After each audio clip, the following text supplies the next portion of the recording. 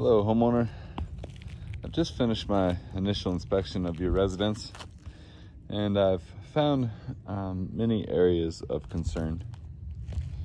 I'm just going to do an overview video real quick and show you what I found, and then I'm going to walk back through and point it out individually.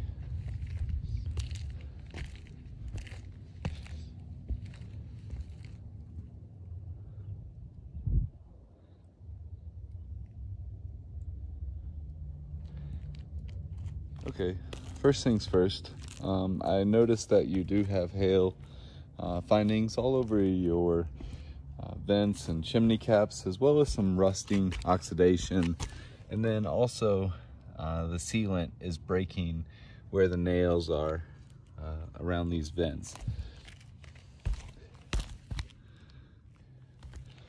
Next, I marked all of the area, or not all of the areas, but most of the areas, and a 10-foot by 10-foot test square is what the insurance referred to it as. It's 100 square feet. In this particular test square, I found 30 plus hail hits. I stopped at 30 because that was just monotonous.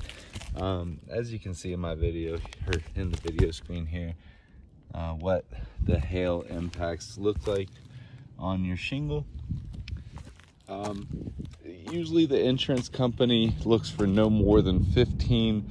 Some look for as little as 8 in that 100 square foot area. Now going back to the front side here, you can see that I only marked up 10 plus on the front here, and then wind I have at 13. You can see again the hail hits, but then you can see where the shingles are starting to come up here on the corners from what I believe to be straight line winds. So I've marked those. Also down here a couple more. On the right side of your garage, about 15 plus there in hail. And then on the back side of your garage, it looks like we have quite a bit more wind damage than the rest of the house.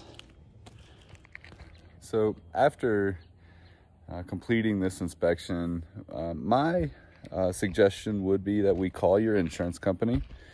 We schedule a time for the insurance adjuster to come out and have a look at your roof and see what they would determine as the next steps in preventing more water damage from occurring inside your residence.